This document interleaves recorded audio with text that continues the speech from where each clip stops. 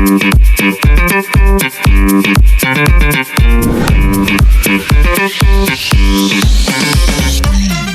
welcome to another episode of Spotlight. Today with me is Christine Ackley, who is a business consultant and CMO. Christine, why don't you introduce yourself to our audience?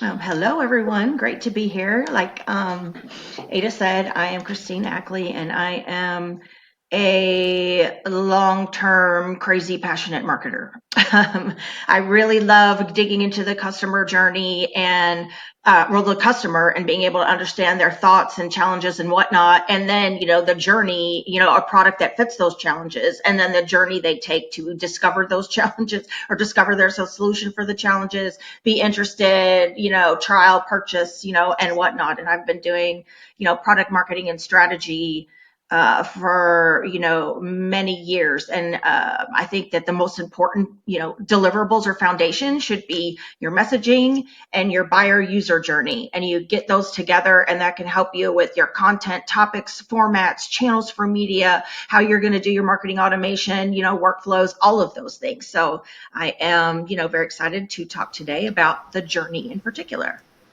Thank you so much. Super excited to have you. I know you have an extended experience, and basically the goal of the show is to really educate the viewers on how important this strategic journey is, and to help business owners understand that it's not just an ad that we need to put out there. It is a complex messaging strategy that everything needs to be iterated a couple of times for it to actually work. So let's dive into our company of today. It's called Decisions. I'm gonna show the Mhm. website. I think it's really great, and also the chat has a it's very popular nowadays. It has helped Yes, a it lot with is. user And they interaction. have some amazing content. And another reason you want the journey, because you want to kind of do a content audit and see where the content falls in the journey. So where you Yeah, have gaps, you can concentrate your content efforts to fill those gaps. awesome. So from what I can get from this website is basically that they help automate workflows in complex industries. So I'm guessing probably like finance services, manufacturing. Um, so let's dive into it. Right. Okay. So, Christine, if we give you this plan, you've only seen the website, you know what they do, you basically have very little data. How would you approach this plan? I would approach, like I said, those two very important documents. So, like, say you've got your value prop and your messaging, yay. Now you're really looking at your journey. So, what you want to do is, obviously figure out your ICP, your ideal customer profile. In this case, it looks to be many in terms of the actual user of the technology, so the technical side, developer side, and then there's, definitely a CXO decision maker play in terms of cost and whatnot, and just believing in the benefit of automating processes throughout the company, and investing in that technology, for multiple reasons, and then maybe department heads, as you can obviously automate marketing processes, finance processes, sales processes. So, maybe looking at the department heads of any company and getting them, interested. So you've got your influencers, you've got your users, and you've got your decision makers. And then for each of them, you want to document how they go about their journey. Do they know that they need intelligent automation, or do they not know? Do they know that it exists? Do they know the benefits of doing so? Right. So you have to, get them educated or get them interested, have them raise their hand about intelligent automation. And I would say, in the journey itself, which I'm looking at right now, a couple things I would note is, there's one, two, three, four, five, six. I would, really try to label those so like what's kind of happening in each of those stages. So like awareness interest would be, kind of one, that whole awareness that this is out there, and then, the interest in that, this could be something that could really help my company, my application development, my marketing team, whatever that is. Okay. Stage two, education and research, kind of digging deeper. Stage three is consider, test, um, consider and test and justify. Well, just consider, test, and then stage four would be, um, justify purchase. And then you've got stage 5, which is actually onboarding, right? Making them, because this is in terms of the users, being developers, they have to be onboarded. They have to activate their account. The first thing you really want them to do, right? I think at the first conversion of a customer is actually converting them to kind of, automate their first workflow. So that's kind of like what we want them to do in this stage. And then in that last stage 7, it's just keeping everybody up to date, keeping them engaged, increasing the amount of workflows that they're making. So it's not just buying, it is actually buying and onboarding and using and making sure that everything flows and that you have content and tools for each. And so then also each of these seems to be, kind of either an asset or a CTA. And I would like to see in the actual journey, through each stage, kind of describing the stage and what it is and what happens in that stage, questions that customers are asking in each of those stages. So, kind of what they're out there asking and thinking about, the types of content that they're consuming at that stage, formats, and then channels that they would be going to. Like they'd be seeking third-party sites, maybe some bloggers, some influencers, some communities, things like that, so that you can then kind of answer those questions in terms of the content topic, and meshing that with your messaging. So you're really talking about the key high value points that they care about to answer those questions. And then you can answer them in the formats that they're typically looking to consume. And then you can put them on the channels that they're likely to visit. And so if you do that throughout, it's not just kind of one action as listed here in the buyer journey. It is just you start kind of building a library of different content types, different formats, and then when you're placing advertising, you want to place it accordingly, the right kinds of ads with the right kind of messages and the right kinds of formats and the right kinds of channels, depending on if you're here top of funnel, awareness, interest, etc. If you're mid funnel, kind of consideration, test, or, bottom of the funnel, where in this case is, the onboarding, which really doesn't need any advertising, but, definitely continued growth and engagement needs advertising. And I was also looking at some of these calls to action. I think some of them are good, but I also think some of them are maybe misaligned just a little bit, in that some things are coming before the horse, or there's something here that should be, kind of down the funnel a little bit more. And that, you have content in each stage, but then you have a call to action or dual calls to action in each stage, which really, right, you're trying to continue that dialogue from whatever that engagement is in stage number 1.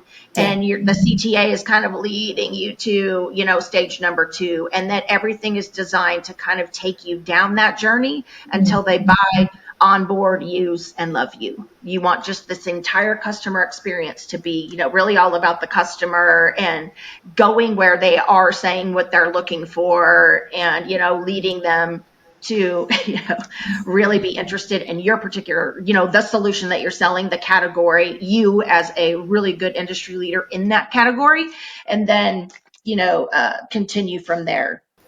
So in that, I was thinking that the book here that you guys recommend, the ebook in stage 1, basically defining intelligent automation. Sometimes I believe like something more broad, like the history of automation or something, and its impact on business processes or something like that, where you're kind of going back and you're giving a historical, when it even became possible, what were people doing before, the manual, and all of that, and kind of, what all the innovations that have happened and where that is today. And that's just kind of like an informational, educational read, right? That, people would just read if they're not even interested, just because it's got, maybe you have an interactive timeline in there, you've got references to older technology, and, it's just a really interesting read. But then it gets them, thinking about, what used to be,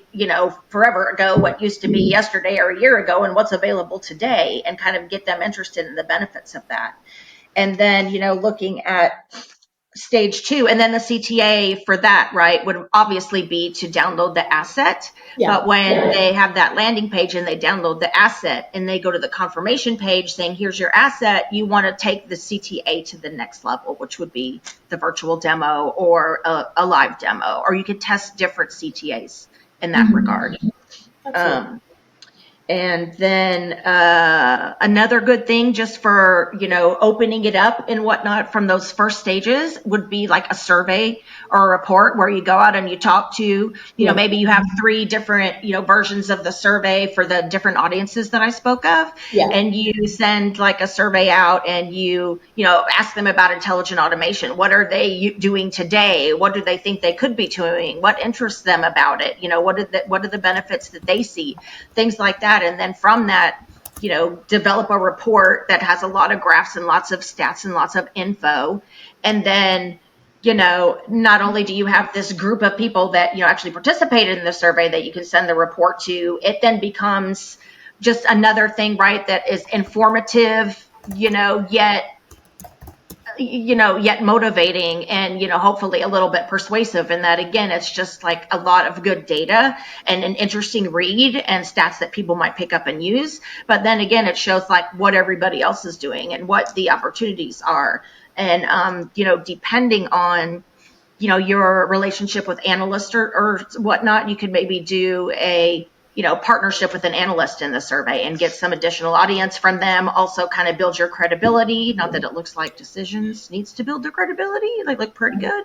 But, that is another thing, especially with that CXO audience, they really relate to analysts. Or you could do, an analyst like RedMonk, who is specific to developers. So, developers would really be interested in that, as well as the CXO audience, which tends to rely on analysts.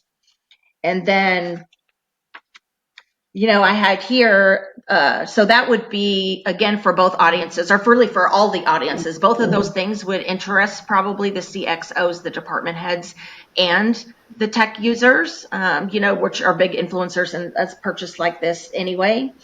And then, stage three, consider test. And again, right, these are initial pieces. You would build on them as you go on. But then I have in stage three, you would just write, this is coming towards the middle of the funnel. So you want more, specific product information, like how does this actually work? Maybe have a video or something that kind of shows how it works and just take people through, kind of automating a very common practice or workflow. And then, give some other sample automation workflows. And then, for those tech users, you want to give them some insight into the tech docs that are available, the support that is available in terms of, doing all of these things so that they will be supported. They know that it's not going to be cumbersome or complex or take a gazillion, amount of time, that, the sample workflows are here, the how-to videos exist, and things like that. And then also here's where you really want to talk about all the integrations that you have again. And then for that CXO audience and for the tech user audience, you want to start talking about pricing a little bit, or at least have access to pricing. And then also for the for the CXO audiences, something that talks about the return on investment. So whether that is some kind of paper, maybe you partner with a third party to really talk about, the ROI, what you're going to get if you invest in this technology, and or a calculator of sorts, which I know everybody likes to say, but if it's solid and you can put like a process of what you're doing today, and you kind of put in the hours, and how long it takes and the cost of these manual things and all of that, and then like kind of map it to what if it was automated, and like, here's the cost of what it takes for the software or for this app, or platform, but here's like how much you would save in just one workflow. And it's very powerful, and that is, definitely powerful for CXOs, and even for the tech users that are going to be the ones actually automating the workflows. Yeah, because you're talking. And then for stage four, justify purchase, I have, another analyst report, but this is where you go into competitive, right? Now that I'm thinking about really justifying, why this over the competition?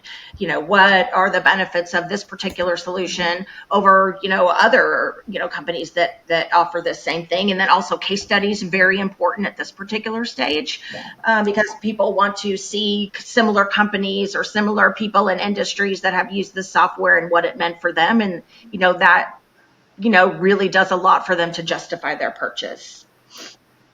Awesome. And oh, this is where I think the CTA actually, this in the last stage of where the CTA, you guys have the like live consulting, where maybe they could fill out a form and answer a few quick questions about their environment and whatnot that's pertinent to what would need to be for that customized call. And then, them sending that in, and then, the sales rep, or maybe the sales rep and the systems architect, whoever would be Yeah. necessary for that, come together and give them that customized consultation, which is, a pretty amazing, you would think the conversion from that would be really, really good.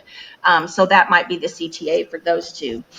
I imagine there's two kinds of purchases here. I imagine that there is a self-serve, right, where developers, whoever, could go in, download a trial, and or use a corporate credit card or something like that, and try out the software. So you've got to have in your journey something to cover them, right? Because they're going to stop here when they actually enter their information and whatnot. Then they go right to onboarding and engagement and whatnot. But an organizational play where you're getting entire company to use this across many workflows, that's going to be a sales oriented sale. And so, it's not self-serve getting on, you're actually going through the until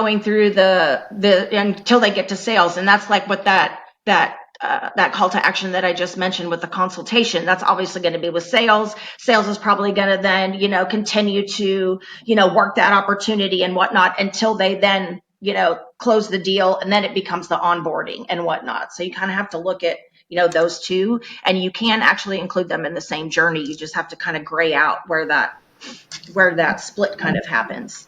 And then the onboarding, right, is, really getting them to that first workflow, to automate that first workflow. So, if they have to activate their email, and then whatever has to be done so that you can, really get them going. And that, of course, is, trying to get that, through the flow of the product itself, so that, they immediately activate, they immediately maybe get in product messaging, to work them through getting that first workflow. And if they don't, then an email kind of, engagement and whatnot that reminds them of the integrations, reminds them of the videos that are, the how-to videos, the tech docs, everything they need until they do that first workflow. And then everything after that, is that engagement and growth. So, sending them tips and tricks that, other customers are doing, or that, helps them, save some time and some automated, when they're automating their workflows, product updates and things like that. And then also, still getting them with some of that content you did before, right? Because they're still interested in the history of automation. They're still interested in survey reports and things like that, right? So keeping them engaged, making sure that you ensure that you are the authority on this subject. So, through all the product updates, but also through continuous like thought leadership content that may interest them. And then obviously, the more workflows they build, I imagine the more the product, the more they use the product, maybe the more that they're increasing revenue, the company decisions. So that, I would believe it's like product-led growth. So you just want them to continue to use the product, continue to increase the workflows, and then, you're not done, all the way back around as you're getting more customers and as you're maybe trying to do ABM, into, your larger client accounts.